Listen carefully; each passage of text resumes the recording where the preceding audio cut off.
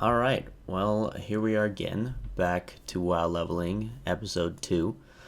I've changed my interface a little bit. Well, I didn't really change anything, I just scaled it down a little bit, because I think I mentioned that in the previous video. I have had it scaled up quite a bit, because it's just easier for me to read stuff, but it seemed a little excessive. I'm not gonna lie, but if you look, it's in system and advanced under, yeah, just advanced. This is UI scale thing. So I had it like closer to the one, like right here, and then if you take this off, this is what the normal one is, and so this is what it is if you don't scale it up at all. And for me, that's just, it's too much. Like, it's just things don't even look clear, and it's just too hard to read. I'm sorry, that just doesn't work for me. So I'm doing this. It's a little less super over blown up or whatever the words are, but it's better. So yeah, I didn't get around to recording this episode as soon as I wanted to. Just, I don't know. I don't remember exactly what happened. I think I just was doing other things. And I've been trying to keep up with my Guild Wars 2 daily extravaganza thing, so that kind of took priority, I would say, mainly because, I mean, it's daily stuff, so I don't want to miss it. I want to be consistent with that, because that happens every day. I can level in WoW whenever I want, and there aren't really any dailies in WoW that compare to how the dailies in Guild Wars 2 work right now. I mean, obviously there are plenty of dailies in WoW. Mr. Pandaria, I don't know. Mr. Pandaria had plenty of them in the beginning of the expansion. Anyone who played in the beginning of the expansion will understand exactly what I'm talking about. But the thing with that is, I've already done all those. I'm pretty sure I have exalted every race, faction, whatever, in Pandaria, or whatever it's called, and got, like, on multiple characters, because you can get the little token thingies that give you revered after you get exalted or whatever on one of them. And so that's why I took the time to do all the dailies to get exalted, and so I could get the bonus for my other characters, because like I said before, I have a 90 of every class, so having that makes life a lot easier for getting, like, the tillers and stuff like that leveled up. Or not leveled up, but getting the farm going. It's way faster. So, but WoW dailies, just, they're not the same as Guild Wars 2 dailies, because the useful ones are pretty much max level stuff. Oh, there we go, level 5. Oh, hell yes. I love roll. That's such a cool ability. It's so nice. Speaking of Guild Wars 2, it just reminds me of the dodge roll in Guild Wars 2, but it's not about dodging, it's just about mobility. So technically, yeah, you can't really... You could technically use this to dodge, but that would only work if you were LOSing something, so you can't actually dodge something like in Guild Wars 2, but still, roll is an awesome ability, and I love it. Love it so much. It's just awesome. I don't even know what I was talking about now. Oh, I was talking about dailies. Guild Wars 2 dailies, like in WoW dailies. Guild Wars 2 dailies are like, you can do them from level 1, and they're really simple stuff, like killing a certain amount of monsters, gathering a certain amount of things, salvaging a certain amount of things. And in WoW, it's like, they're meant for max level stuff, and they're generally just used to unlock other things, like certain gear, certain vendors to get certain gear, just anything along those lines. And I think it has its place. I don't think Blizzard needs to change them per se. I just think the whole idea of having dailies every day from level 1 that encourage you to log in every day and play, because A, you get experience if you're still leveling, B, you can get money just in general. Money is always nice, and other items, and C, it, like, I guess there really isn't a C other than reiterating the fact that there's a reason to log in every day in Guild Wars 2, even if you're maxed out. There just is, because it's, oh, come on, I gotta get, no, why are you farming this? No, you're not. Okay, you just one-shotted it. Anyway, there's just a reason to log on, even if you're maxed, because you just get good rewards for it, and it's rewarding, and it's just fun to do. And, like, on top of that, they have, like, the daily events, daily world bosses and stuff.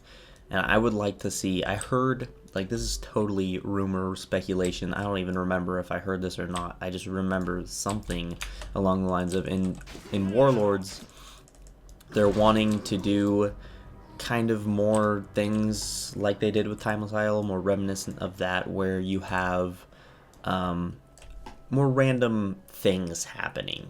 I mean, I would like to see them take it a little further than just, hey, a rare spawned, hey, another rare spawned, hey, another rare spawned. Like, I guess on a basic level, that's all it is in Guild Wars 2. It's just, hey, a boss spawned, go kill it, you know. But there's more to it than that, because there's events surrounding that. And I just think, like, I'm not trying to compare the games too much. I'm trying to like force ideals from other games onto one another. But I think from a standpoint of like a game developer, that's not my standpoint. I'm just a consumer, a gamer, a player, you know. But if I'm trying to put myself in their shoes, I feel like you should constantly be trying to improve your game, no matter what. And I know they are, and borrowing other people's ideas and taking from that, not necessarily copying it, but taking from that and adding it, putting your own twist on it. I don't think that's a bad idea. I think that's a very, very smart path to take. And adding dynamic like events, not necessarily dynamic events, but things like that would be, I think it would be a welcome addition to the game. And like I said, they've already kind of done that with the Timeless Isle to an extent. It's a very simple version of it, but it at the same time it basically functions like dynamic events do function, because they have a timer that they spawn on, and they're constantly rolling, and there's a bunch of different ones going on, and it's the same idea, just like I said, in a simpler format and more of a go kill this, you get loot. That's the end goal in any event anyway, so it still works. But I don't know, like I enjoy it either way. I just have found those to be really enjoyable in my playtime in Guild Wars 2, and I don't see any reason why WoW couldn't be successful with them as well. It's just fun. Oh, sweet, the Dark Moon Fair is here. I can get bonus XP then. But yeah, I don't know. That's just my opinion.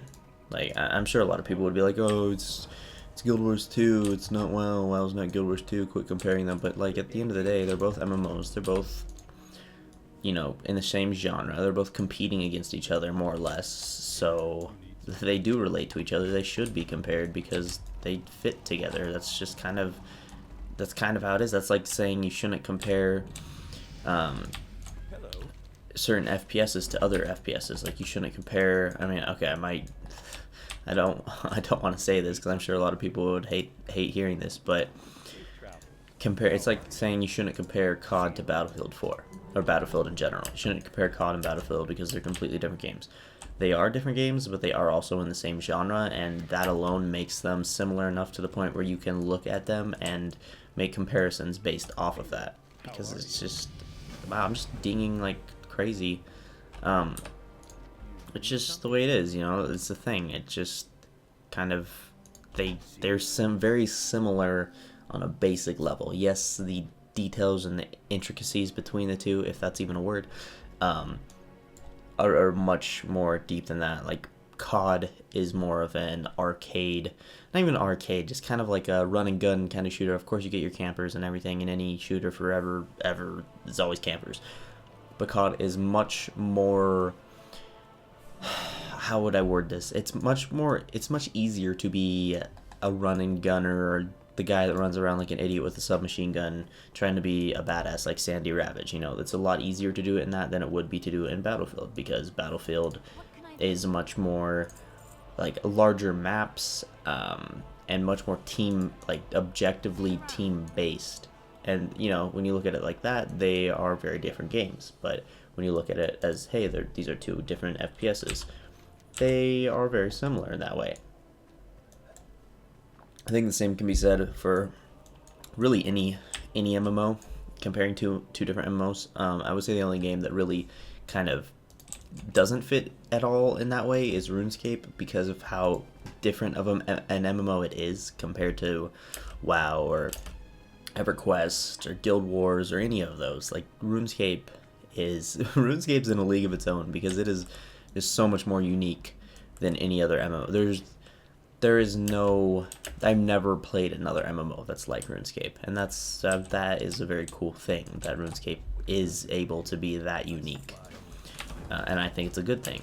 But even then, like, it's still really hard to compare RuneScape to WoW and stuff because they're so different. But even then, they're still MMOs. You know, they still are in the same genre. They still kind of function in very similar ways. You know, they're both a grind. They're both trying to, you know, play with other players, level up your skills. In RuneScape, it's much different what you level up than in WoW. WoW is just a level and then a gear grind. In RuneScape, it's tons of different skills, each with their own individual levels that you can level up. So it's just different, but at the same time, they do share similarities. So that's just my opinion on it. And I think the basic point I'm trying to make is that you shouldn't be afraid to pull from your competitors and use their ideas to help, like, flesh out your own ideas. You know, I'm not saying, hey, they did this, we're gonna copy them. No, not at all. Like, I wouldn't say that, but I wouldn't you know, from the other point of view, I wouldn't be like, oh, they did that, so we can't do anything like that because they already did it,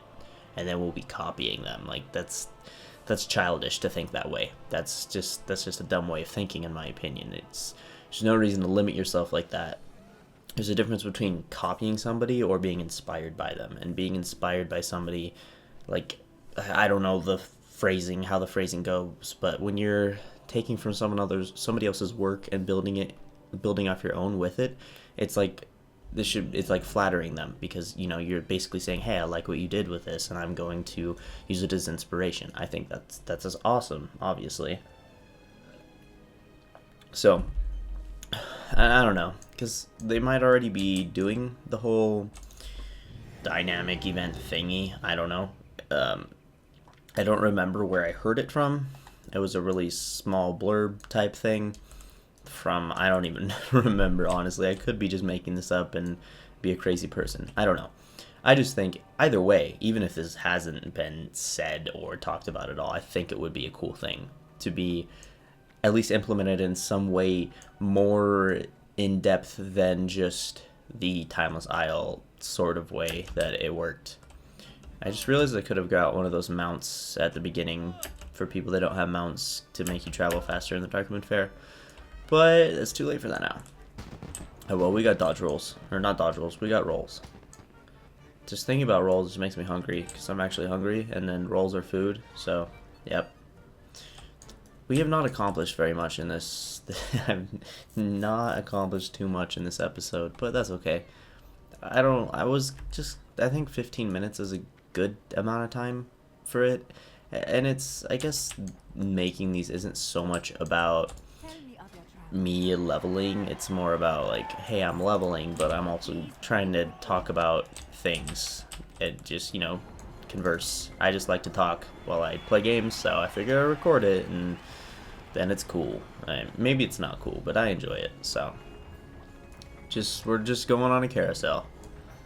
So, I don't know what I will talk about every episode. It'll vary. It won't always be about specifically WoW or specifically what it could improve and ranting about stuff. It's just kind of what's on my mind, and I just kind of rant. Not even rant, I just ramble more than anything. I just talk about whatever I want to talk about. So I also still don't have an offhand because I can't dual wield until level 10, and I do have a two-hander that I could use, but I want to dual wield, and, you know, it's like 4 more levels. At this rate, it's not going to take long at all to get those levels, so I'm just going to stick with the one-hander until then, because, I mean, with all this stupid, it's not even stupid, it's just ridiculous how overpowered you are with all this heirloom gear. That is a whole other topic in its own as well, because people have made other discussion points about, hey, heirloom gear, can I have heirloom gear but not make it super overpowered, so I actually have to kind of try when I'm leveling? That has definitely been a thing people have, other people have talked about in the past. I don't remember exactly who. I want to say it was Danger Dolan, the DD Guides. Yeah, that sounds about right. He sounds like the kind of guy that would talk about something like that. He always has really good discussion topics with improvements about WoW and stuff like that. But yeah,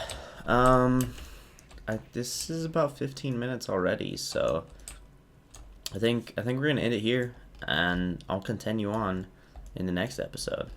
So that's it.